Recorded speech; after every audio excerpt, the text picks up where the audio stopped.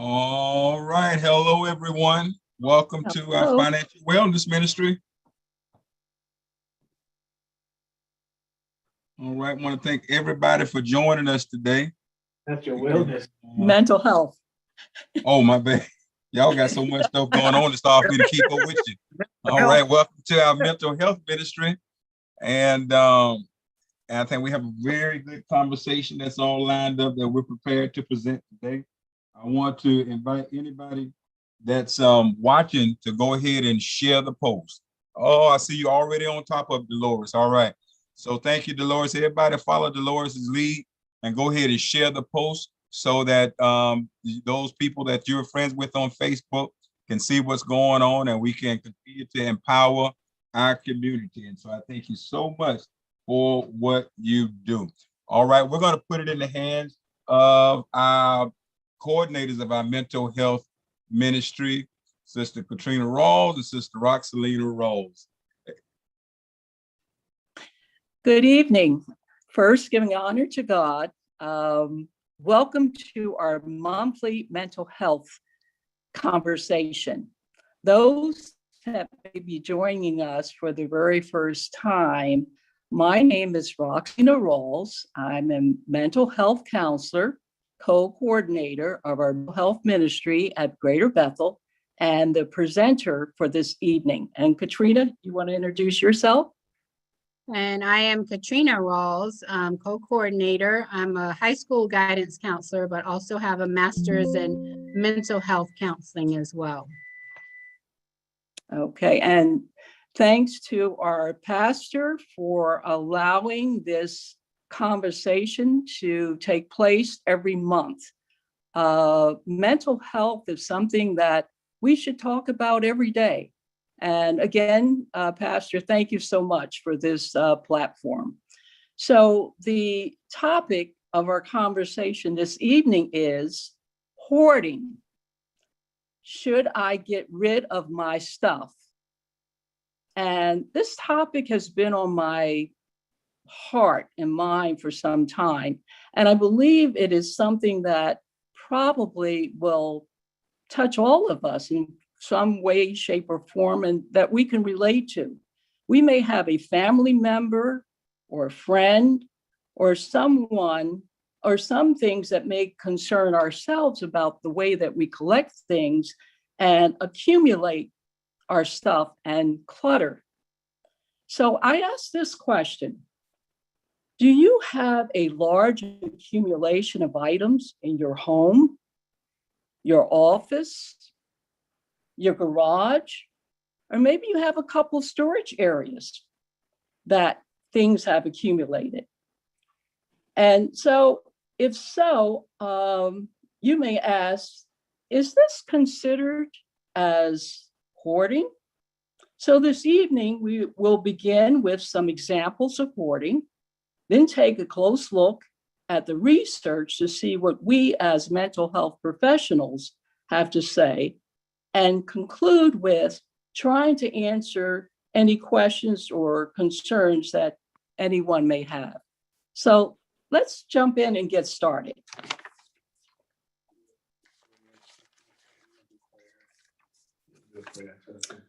So what is hoarding? Hoarding, according to our DSM-5, which is our mental health handbook, is the persistent difficulty of discarding or parting with possessions regardless of their actual value. Hoarding could have major effects. They could be emotional, physical, social, financial, and also hoarding could be a legal problem for the person that's doing the hoarding or a family member. So let me just start by giving a few examples of real life examples that we can take a look at. I want to start with a very short video. And then after the video, I would like to read an article that appeared in January in one of the New York daily newspapers. And then after that, I would like to get some feedback or comments. How do you feel about these real life examples? So Pastor, can you start that short video for us at the beginning? Saying a friend or loved one has told them they're a hoarder, and another 15%. Apparently, America's clutter problem goes well beyond a junk drawer or two. Home storage and closet organization company ClosetMate conducted a survey of 2,000 people, and when it came time to come clean, it turns out many people may need to declutter first, with more than half admitting to a clutter problem at home, and 39% saying they have clutter in spades. So why don't people get rid of their junk? Mainly, they think they're going to need it in the future. Okay, but Von Dutch hats are never coming back, I promise. It can get pretty serious, with nearly 20% saying a friend or loved one has told them they're a hoarder, and another 15% confessing they pretended to pitch things while their partner watched, only to keep it later. The clutter culprits tend to be things like old clothes and shoes, or items you never wore to begin with. There's also books, movies, chargers, magazines, newspapers, and old electronics. If your child doesn't even know what it is, it may be time to toss it. The Fall 22 collection was inspired by the TV show Ready, Steady, Yeah. Go, which ran in England in the early 60s. Okay, all right. Now let me just read this article, as I said, appeared in January in the New York Daily News.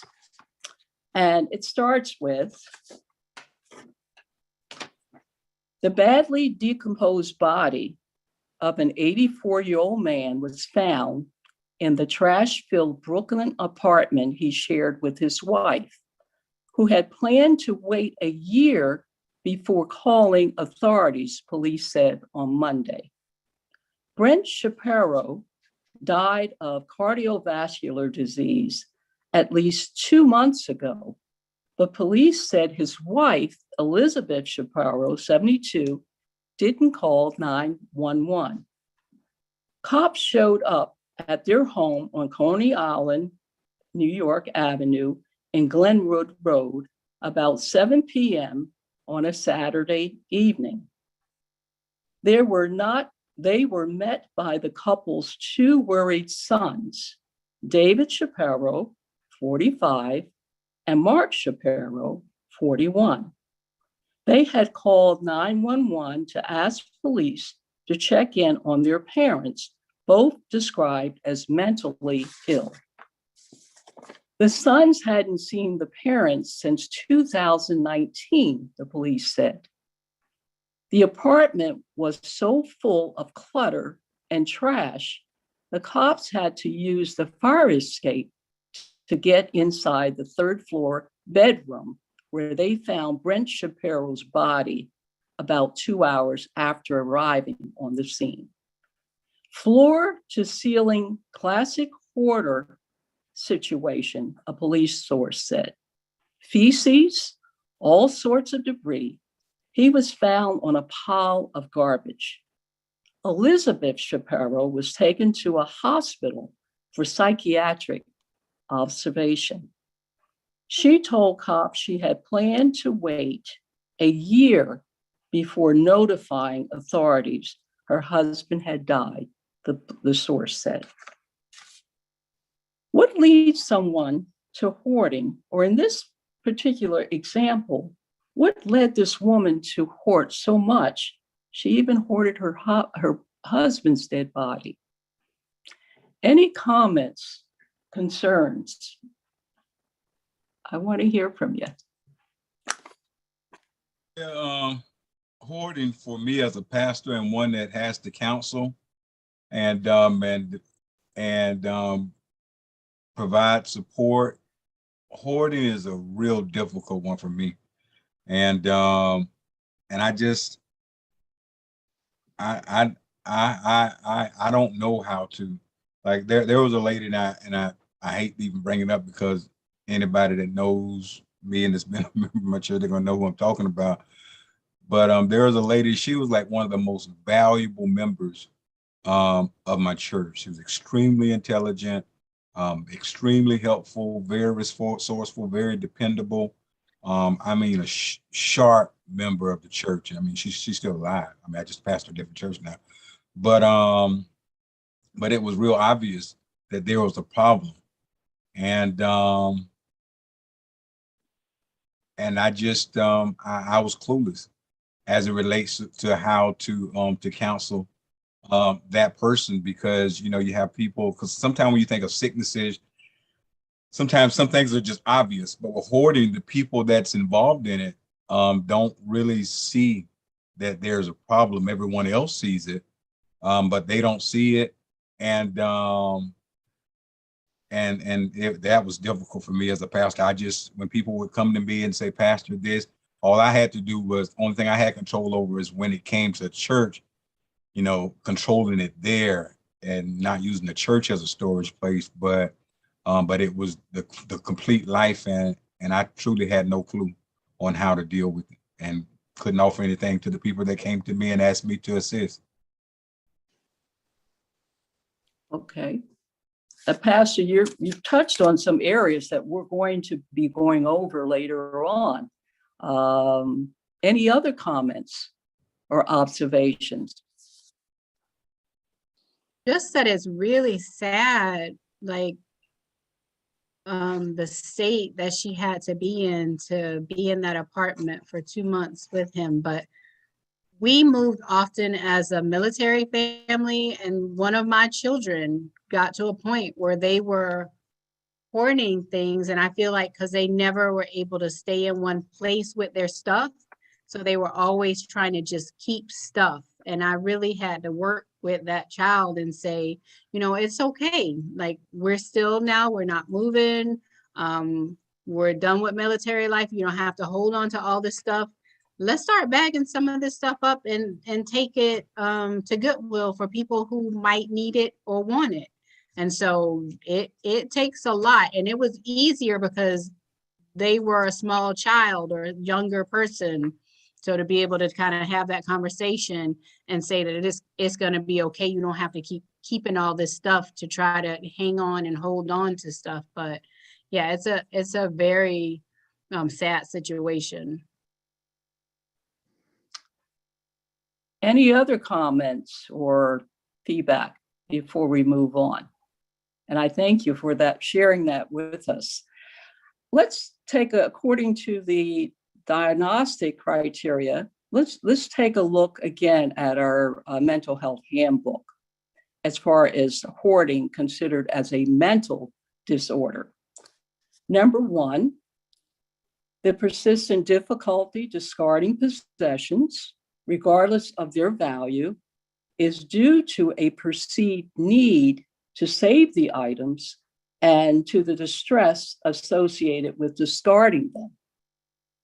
Number two, this results in the accumulation of possessions that congest and clutter active living areas and substantially compromises their intended use. Number three, if living areas are uncluttered, it is only because of the interventions of third parties, such as family members, cleaners, or the authorities that may come in, that may be called in to clear those areas. 4, hoarding causes clinically significant distress or impairment in social, occupational, or other important areas of functioning, including maintaining a safe environment for oneself or others.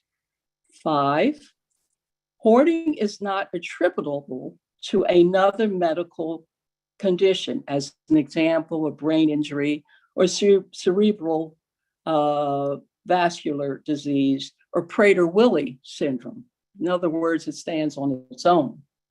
And 6, hoarding is not better explained by the symptoms of another mental disorder.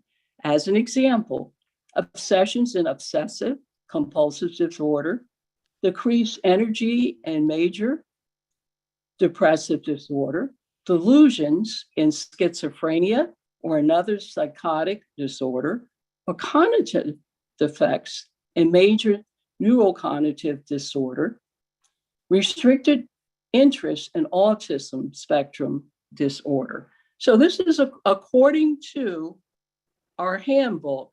This is when you know that hoarding, there is a mental disorder. So we kind of, and I think Katrina touched upon this in terms of, are there early signs that a person may have regarding hoarding disorder? And it primarily is a problem among older adults. But surprisingly enough, my daughter had asked this question. She said, "Mom, how early can it start?" And when I went back and I took a closer look at the research, it can start as early as 11. And Katrina had touched upon that with her children, where individuals, well, young people may tend to collect items. I know when I was a little girl many years ago, I collected dolls, but there was an organization in terms of that doll collection. I had 2 brothers. They collected trucks, little trucks or Legos. I think my older brother, he had a baseball card collection. So it can start at a very early age. But typically the onset is around age 16. But it's more common in older groups because if you think about it, as we continue to age, get older, we accumulate more things. And as a result of us accumulating things and different interests in items, we have more of a tendency to collect things. And they say that, according to the statistics, the severe problems are in adults 50 and above. But keep in mind, not every person with hoarding symptoms has a hoarding disorder. Any questions? Yeah, I think one of the issues that is with a child, I mean, you can have that conversation. And it's easy. No, stop. It's easier with a child.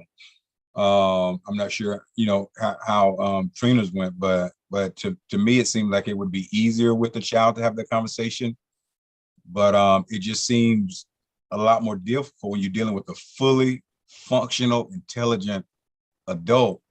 And I'm sure, specialists, know how to to deal with that. But from a person that's not a professional, it's a heavy weight on. It comes as a heavy weight on those that that have to kind of watch it.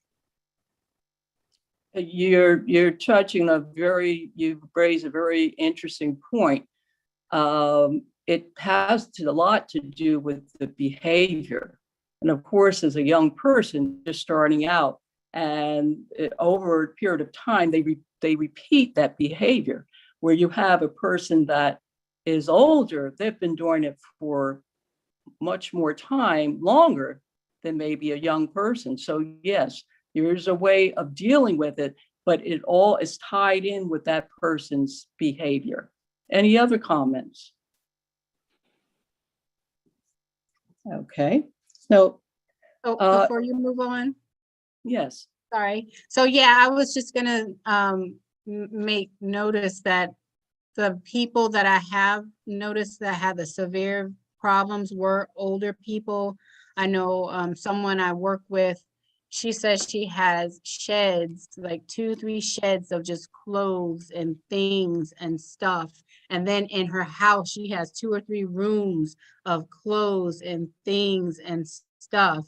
So, and then her husband had passed, but she didn't want to give his stuff away. So she had a room for all of his stuff. So I can see now definitely how that, as the people get older and they accumulate more stuff, I see that when I talk to people.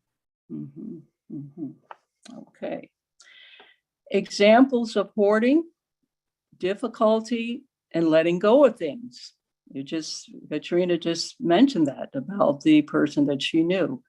Clutter that makes it difficult to move throughout the home, which creates a safety problem. Piles keep tipping over. You know, you have these piles here and there, and you try to straighten them out because you have such a volume of items that keep tipping over. Sleeping with items on your bed. You can't get them in the closet or in the drawers. So what do? You pile them on your bed. Trouble organizing. You have so much stuff, you don't even know where to start. And do you have enough space to really organize it? So just leave it piled on top of one another. Trouble making decisions. When you look at that clutter, your mind goes there. Your mind is not clear. Your mind is cluttered. You know, there again, it's creating confusion for you in terms of your thinking capacity. Spending time moving things from one pile to another without letting go of items. Okay, today I'm going to get up and clean up and get rid of this stuff. Well, let me move it from the left side of the room to the right side, or from the left side of my desk to the right side. Problems with attention. You can't focus because you have so much stuff. It just disrupts your way of thinking. Excessive shopping or collecting free things. Now, I know, I can remember, this was at the beginning of the pandemic, you remember when there was a shortage on toilet paper?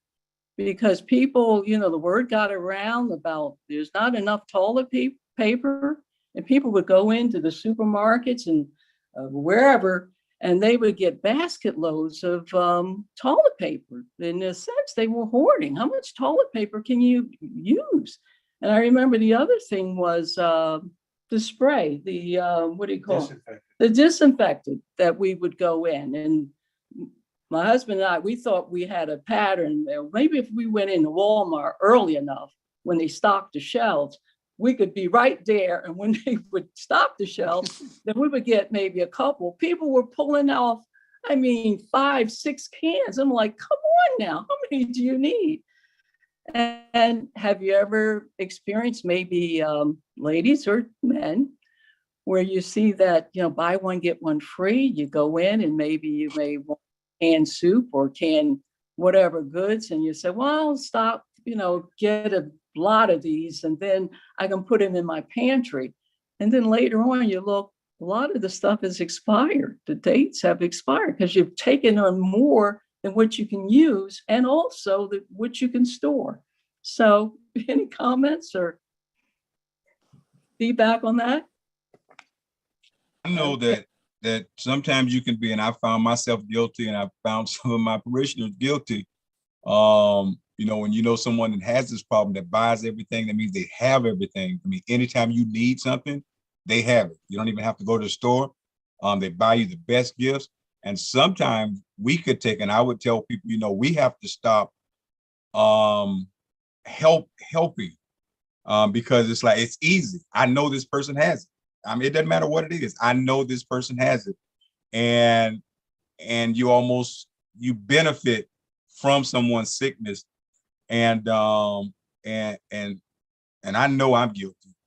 And I would tell my people, y'all, we have to stop benefiting.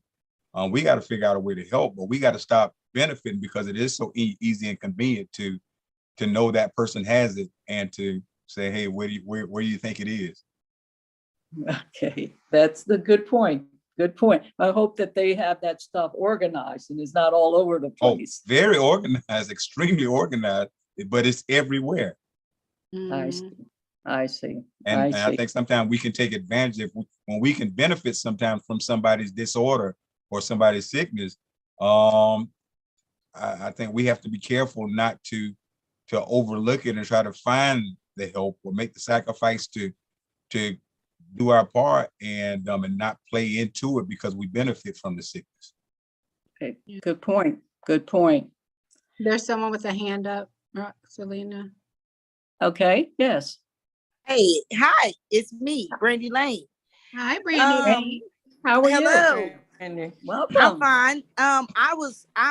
My question is, what is the behavior disorder called that's associated with hoarding? Because like, you know, like when people listen to stuff, they tend to diagnose themselves because I'm over here tripping.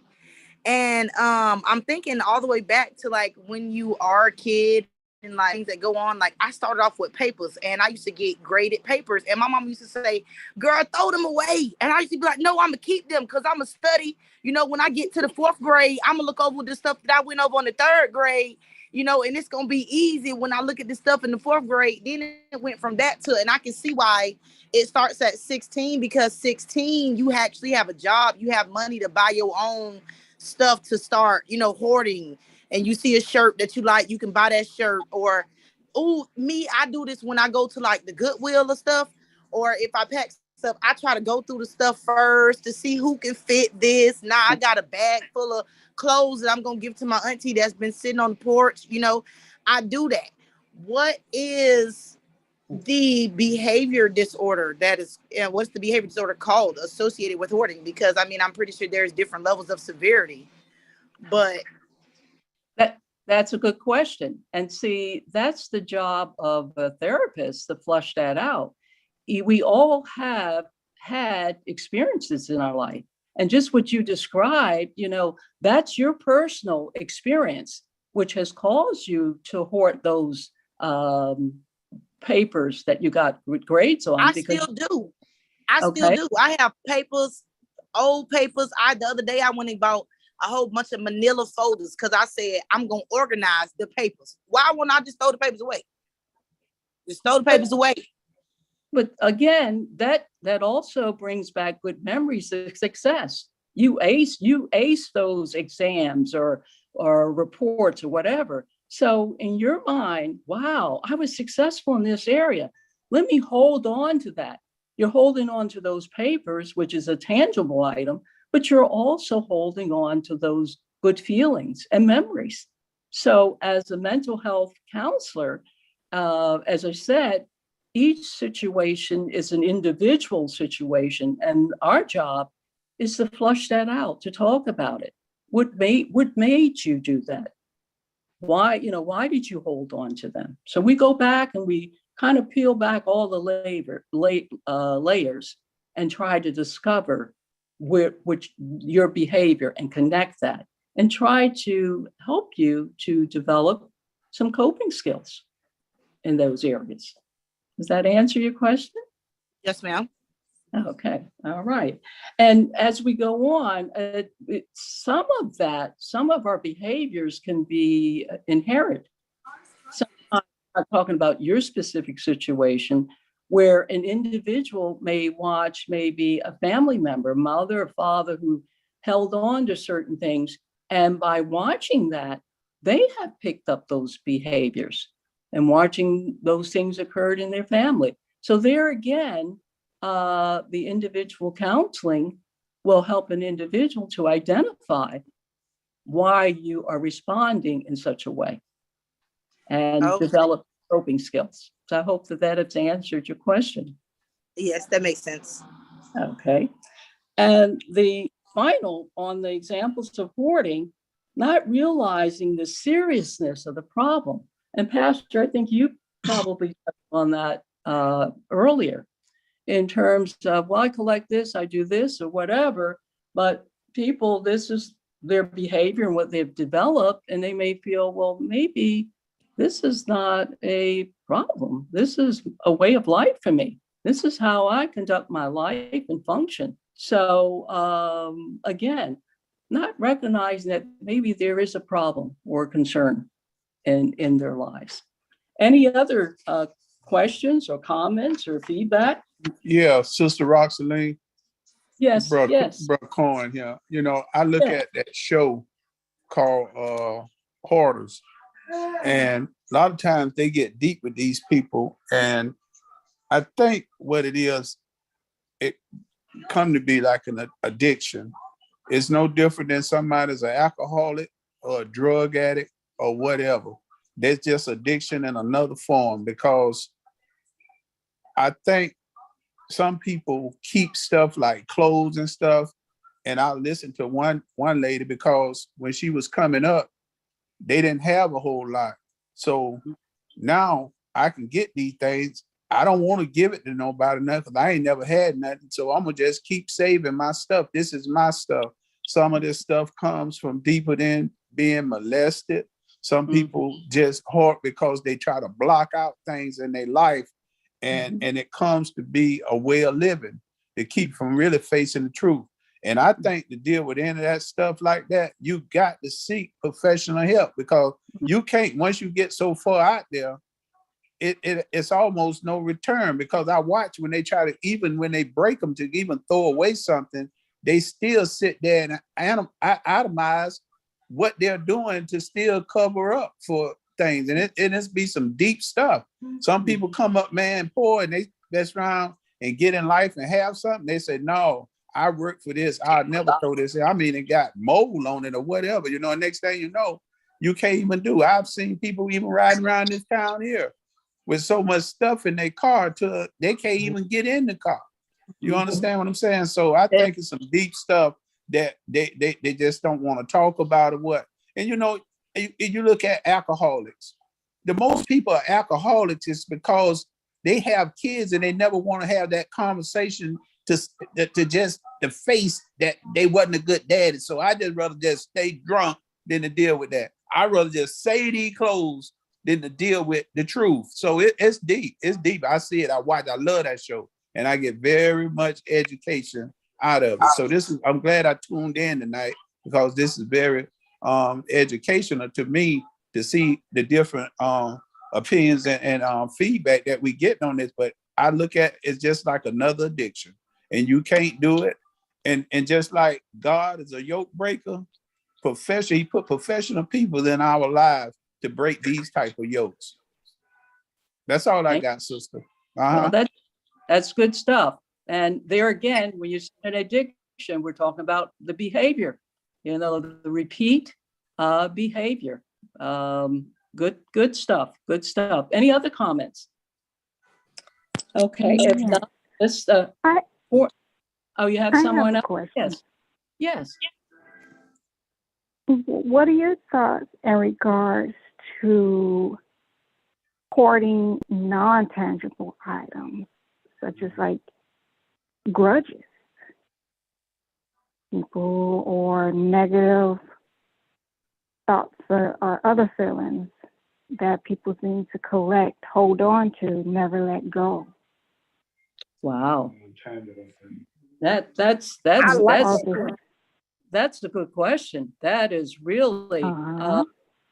in my opinion, yes, you can hold on to grudges and a behavioral pattern, and that you can't let go. And that's an excellent observation, an excellent point. Yes, And it seems that it has the same effects as collecting physical things. It that causes clutter in your life, chaos. You can't think. You can't do anything functionally wise. right. You are right on with that. Yes, that's another way of cluttering the mind with negative things that you carry and could carry from a very young age on, and accumulation of that and become a way of life for individuals and how they live and how they perceive things and how they conduct their lives. Excellent observation. Yes, I'd say the answer to that would be yes. And Sister Roxanine, you know Yes. what I noticed when you know somebody that's really kind of like dealing with that, when they are picky about small stuff and hide big stuff. What I mean, like they're clean freaks in a sector where can see it. And it's like, to me, when you see people that are real nick about a lot of stuff, they're hiding something in the real sector. What I mean, you walk in their house, there, make sure this, clean that. But if you go in the other side of the house, you can't even get around in it. And I witnessed that, and it's a behavior problem that you don't realize. You pick up this, you pick up that, sweep this and that, but it's an area that you can't even move around in. And that's a cover up. You know, anytime that most people have addictions and this type of way they live, most times it's a cover up somewhere where they not being truthful with themselves, but they're always fooling somebody that this is the way they are. But we go deeper, like you see this way. Then I said, well, let me go, can I use your bathroom or something? These areas are areas that'll be, but if you mess around and somebody leave the door, and you'll see gray every day, it got clothes everywhere. You know what I'm saying? But it's a diversion that you have to do when you have any kind of habit. Because I know when I used to drink, I throw a diversion like, nah, man, I'm good like that. But I might have a little something in the car. Every time I come back, I'm smiling till now I don't realize I've been drinking too much till I get ready to go to the bathroom. I can't even stand up. But I was fooling all the time. But you ain't fooling nobody but yourself. And that, again, you just need professional help. And you got to come to the way, man, you really have to have people around you that really, truly love you. And you got to feel that to break that kind of behavior. You can't fake that when you're trying to help somebody with that, because they really don't want to break. But if they feel some kind of genuine, and you got to share stories when you break, trying to deal with people with this type of behavior. You can't hardly help anybody with that, whatever they're doing, if you have never experienced it. You can read all the books you want. That type of knowledge have to be on a higher ground, because most times people like to hear things that they're dealing with and you have experienced it, because you can't read it out of a book. You got to be, people can genuine. You ever hear the saying, Sister Roxanine, I'm gonna get out of here. It says game, no game. That's real. That's real. Game, no game, man. You can't fool people when you're trying to help them. You got to done been through it. A symptom somebody have, but just be genuine. And I think it helps out a lot. That's all I got, sister. Well, I appreciate that. And that's where mental health counseling enters in to that one-on-one where you sit before that mental professional, and we go in and we dig deeper into what you're experiencing, and to be truthful, like you were saying, and to be truthful with yourself, so you can be truthful with others. So there will be no cover up or nothing that you're hiding. I thank you for that. Well, Amen. let's move on. Hoarding behavior creates problems. Number one, and we've touched upon that throughout our presentation. Number one, physical difficulty in walking safely through a room. Unsanitary living conditions, like the woman in New York. The fire risks, where the 911, the individuals could not get up in the front door. They had to come up the fire escape in order to enter the apartment. And expired food in the refrigerator or pantry, where you may have some leftovers from Monday, and then Tuesday you may say, well, I don't feel like that. Let's push it back. Wednesday it goes back further, and Friday it's still there. And before you know, it's the end of the month and you have your science project in the back of your refrigerator. So that's the physical aspect of it. The social and emotional, unpaid bills hiding in the piles of mail, where you come in and you may have a counter or a dining room table or a desk where you just continue to pile things up. And, within a month, you get this, notice that, or in a couple of months, collection notice. And my goodness, why am I getting this? You never paid that bill because it's hidden under a debris of paperwork. Difficulty managing daily living in a cluttered environment, which we've touched upon, hard to move around in. Frustration and stress from lack of organization, and loneliness and social isolation, where you may have that maybe Uncle John or Aunt Susie, where you don't want to go to visit with them. You just, there's no place to sit. I don't know what's going to run out on me or what. And so what happens for the hoarder is the person is isolated. They don't have people coming in. They're lonely, and they don't have that social interaction. So this treatment, how do we help people that may be struggling? How do we help them? Help individuals get information from the OCD, Obsessive Compulsive Disorders Foundation, about hoarding, and practical resources and referrals. We should listen to the individual and try to understand why they have those problems with clutter. Listen, maybe ask questions. And maybe they may be willing to share with you where they're at and what they're doing. And it maybe give you a starting place on how to help that individual or help individuals seek support groups, individual talk therapy or group therapy. And this is a form of treatment. And what I would like to do is,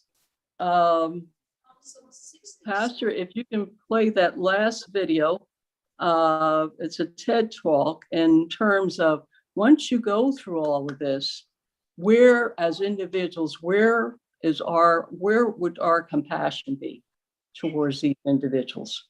So this is what the video touches upon.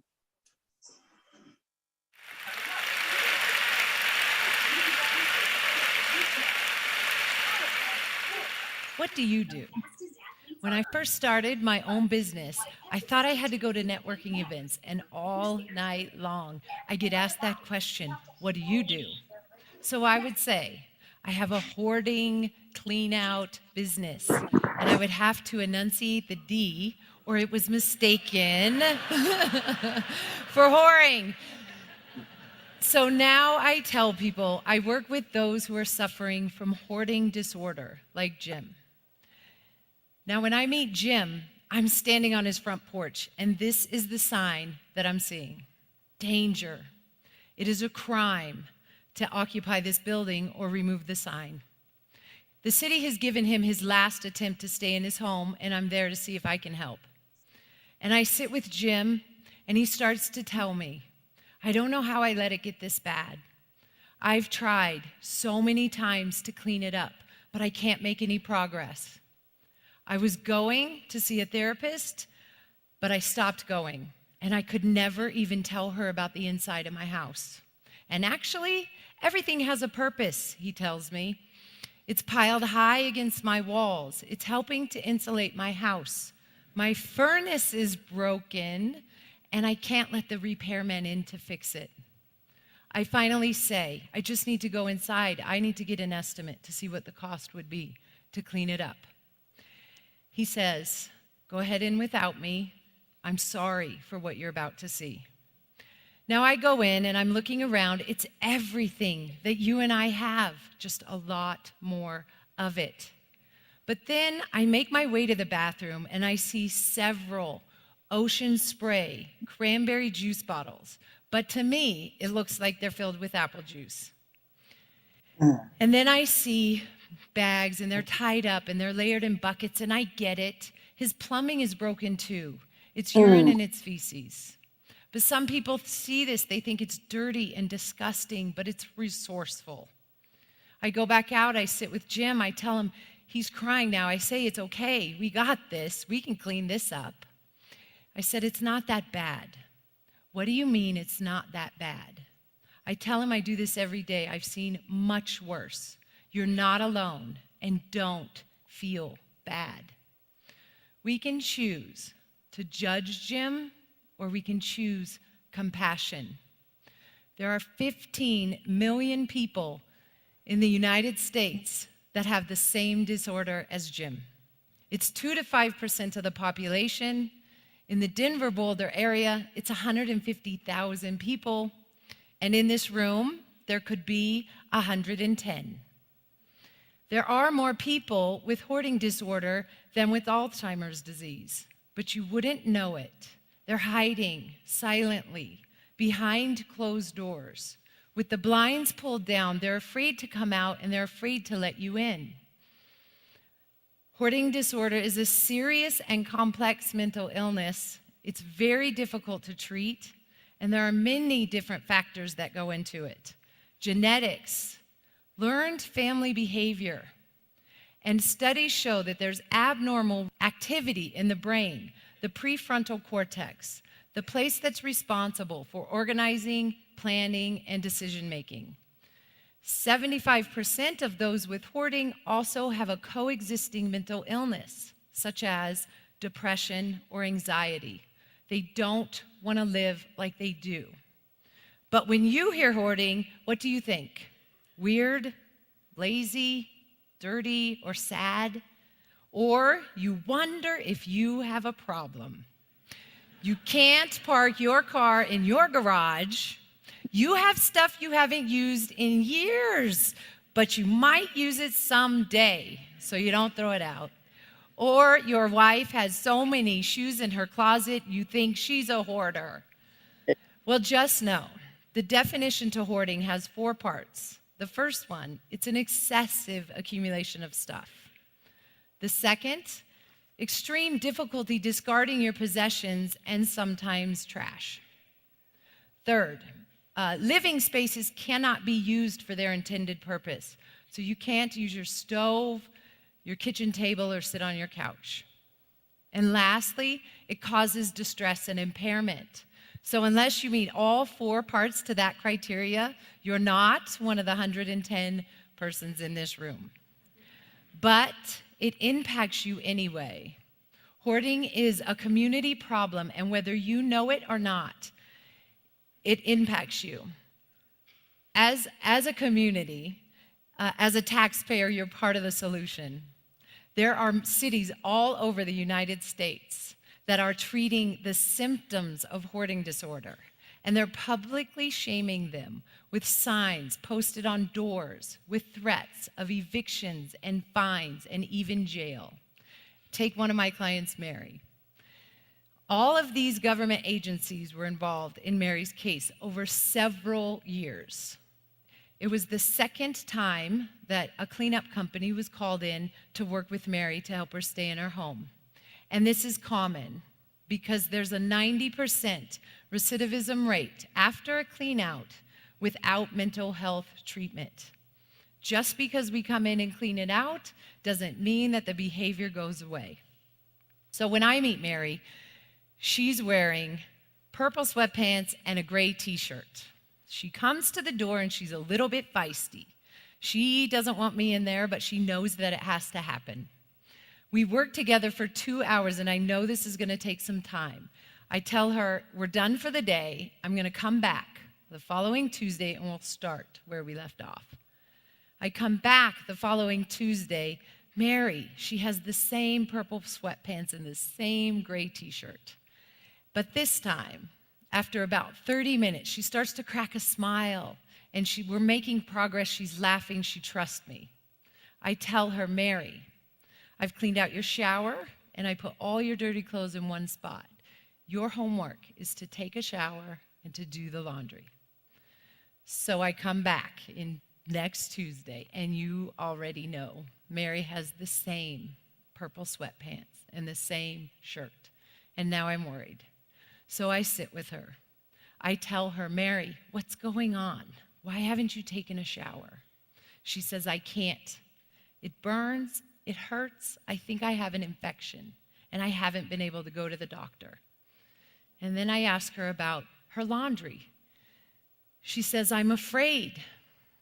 I was raped by 2 guys in the laundry room, and I've been afraid to go down there. We can choose to judge Mary, or we can choose compassion.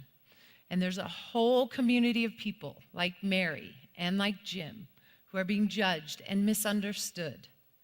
And I know why I'm drawn to this work and to this community. I know what it's like to be embarrassed, ashamed, and afraid, just like they are. One night, when I was 19, I was a statistic.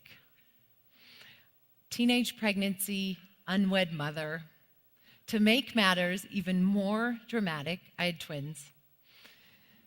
To make matters even more dramatic, the father of the twins is Black. We lived in rural Texas, and he was abusive. One night, I felt like a scene out of a movie. I found myself trying to escape from Texas to Denver on a Greyhound bus. I had 2 babies, 6 months old, 1 diaper bag, and 500 miles to go for safety. I'm shaking and I'm afraid, and the pain of trying to hold back my tears in public felt like someone trying to choke me. The babies don't know what's going on. They can't understand it, but they completely sense and feel my fear, and they won't stop crying. And everyone on the bus is frustrated. They can't sleep. I'm ruining their trip. And it's only making it worse. And then out of nowhere comes a man. He's dressed in army fatigues, and he just says, "Can I help?" He sits down next to me. He takes one of the babies, and she stops crying, and she falls asleep. And then he takes the other baby, and she immediately stops crying and goes to sleep. But I don't remember his name. The words, this is what I remember him saying. He says, "Your babies are beautiful. I'm headed home to see my wife, and she is Black. And if we have babies, they may be as beautiful as yours." And I remember that moment 25 years ago. That moment, it changed the course of my life. He could have judged me like those on the bus. He chose compassion. It's a choice. We can either choose to judge hoarding disorder, or we can choose compassion, because judgment and shame perpetuates this illness. So just remember, next time you call someone a hoarder, it's not who they are. Look beyond the clutter. They are intelligent and creative and funny and generous. They are college professors, engineers, artists, and entrepreneurs, just like you and I. Thank you.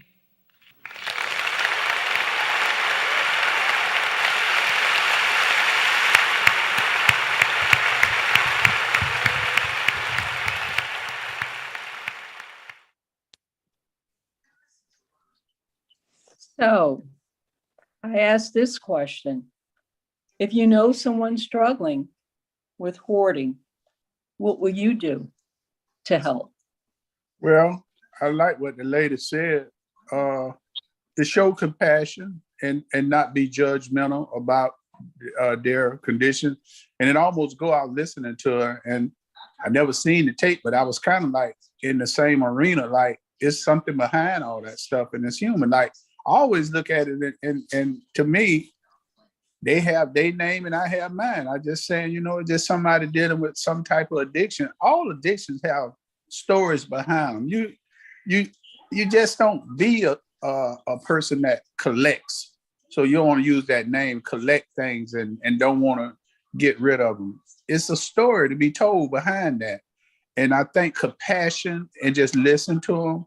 And sometimes when I'm talking to people with different things going on in their life, I use reverse psychology. I act like I'm the one that did it. And I might say, man, I got all that stuff in there. My wife bothering with me or whatever about moving this and that.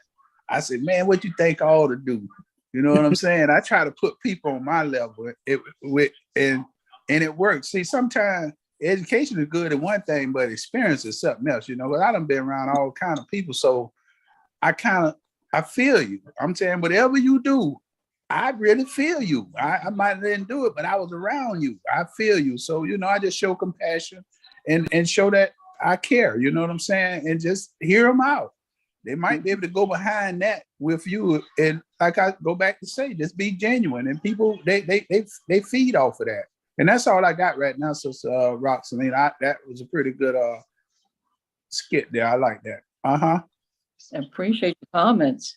Any other, what part would you like to play? What would you do to help that person or person? I just think it really takes somebody that's I think most people's role would simply be to understand is deeper than you can see, and then allow someone else that knows you, because in order to have empathy, you have to either have been in those shoes or can step in those shoes. And if you can't do that, sometimes you'll make it worse. And so that's when I told you I used to struggle with the situation I had, because I knew this person. This person was smart. This person was intelligent. This person was extremely resourceful, was helpful, like was one of my best members. And and so I saw, I saw her beyond this thing that seemed like it was not a good choice for her, but I was helpless. And sometimes in life, we just don't know how to do everything. And so I think sometimes you might have to stop at the empathy and then allow people that won't say the wrong words. Like sometimes when I go and counsel people that have experienced a death or something tragic, as a pastor, I understand I don't always have to say stuff. Just the fact that I'm there is more important than me trying to say the right stuff, because if I don't have the right stuff to say, I can make it worse. And so I just see this right here as, you know what, this is a difficult one for me. Just try to understand it's deeper than what I can see, and so don't pass judgment, but be supportive to allow the right person to come in and have that conversation. I agree. Any other comments? Feedback? Rosalina, this is Edith. Can you hear me? Yes, I certainly can. I had to change technology here on the cell phone now, but I learned a lot tonight because I have observed some people that are very close to me, and I never made that connection with some mental issues along the hoarding until tonight. But I understand it clearly now. There's someone that's very close to me, and I say, okay, but I always show compassion and try to help. But however I try to be of help, it's always denied because they will not accept the fact that they're wrong, because they are always right. Mm, mm, mm. Just have to show compassion. Yes, yes, yes, yeah, yeah. Love never fails. That's true. Love never fails. Yes, ma'am. Yeah, it never fails. Thank That's you for sharing. Any Yes. other comments, observations, feedback? I just feel that people just really need to share this video with people, and not just people that may have show some of the behavioral signs, but people that are dealing with people that they're close to, because it really shows us how we could damage. You know, that soldier that came to that lady right there when she was dealing with her issue, because it's just issues. And he didn't know all of her issues, but he found a way to give her hope, to encourage her. And so even when we can't fix the issue, I think we can be positive to people, and we can show people a better side, a brighter side. And we should be able to do that when we can.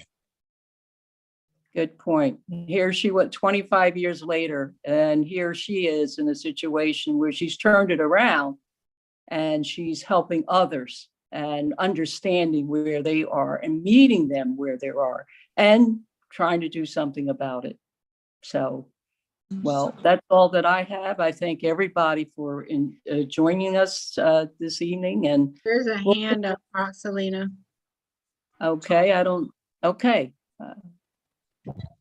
I don't know why I keep raising my hand. I wanted to say, like, I guess something that we can do, because at first I raised my hand, I was going to say something crazy. The question actually says someone that you know. So, I mean, I kind of was being too literal, but I guess what we can do is like present ourselves to be more approachable or friendly, because when when she did say something about the lady not wanting to go into her laundry room because of the traumatizing event that happened in that laundry room, it made me think about a lot of things that go on in people's lives. And, you know, everybody has different coping mechanisms, but I do feel like hoarding would be one of the easiest things to do to kind of like cope with the situation. Or retreating. That's kind of what it makes me feel like. It makes me feel like we're retreating into our own little world. But I feel like if we present ourselves to be more approachable or just nicer, you know, as a human, I do feel like it would make it easier for people to approach us and express what's really going on, for us to be able to provide that compassion. Because if I don't know a certain situation, or if I have made myself so hard and you don't even want to approach me, I won't be able to show my love and compassion and, you know, my heart to help a person out of that situation. And yeah, that's something I don't think a lot of people would open up and say, oh, I was molested or I was taken advantage of inside this place, so I'm not going to go in there. Not many people are going to open up and say that if they don't feel comfortable to open up to us and say that. I agree. It starts with us and how we present ourselves, which allows that communication to flow and compassion to. Good point. Good point. Any other hands, comments? If not, that's all that I have this evening, unless you have something, Katrina, that you would like to add.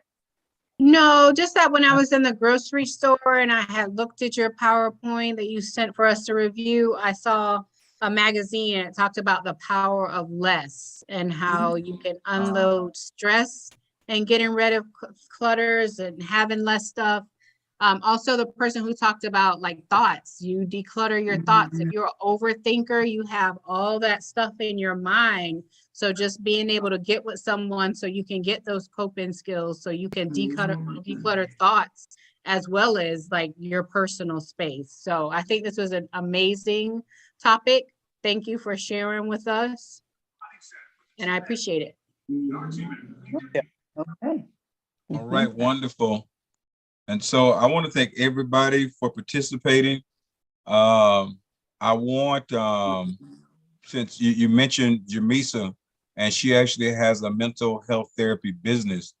She mentioned, talked about, the non-tangible things that we use that can clutter our minds. And Jamisa, will you just do me a favor? I want to plug your business.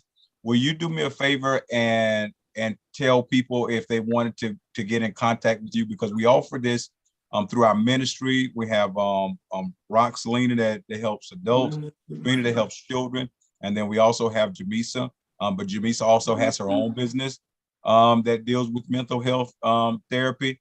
Jamisa, can you share some contact information real quick? Yes. The business is Uplifting Counseling and Consulting. And the website is upliftingcc.com. And then phone number 352-554-3926.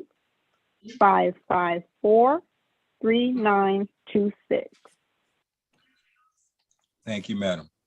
And I just want to say, I'm just real proud. I'm almost at the point of being boastful, but I'm just real proud to be the pastor of this church.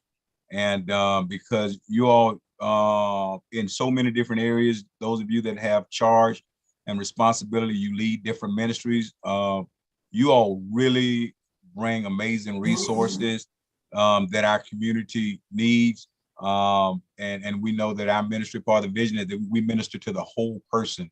And I just thank you all for coming to these to your sessions with all the ministry, whether it's the Daughters of Sarah, the marriage, the mental health, the financial wellness, Sons of Balance, all the different ministries that we offer.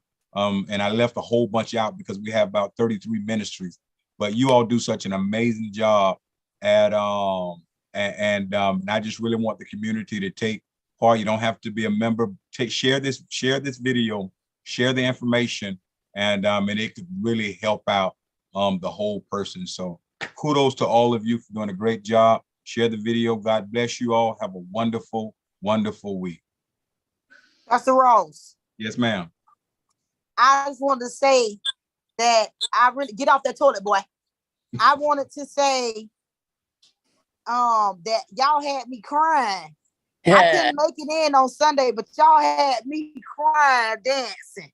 And y'all did a great job.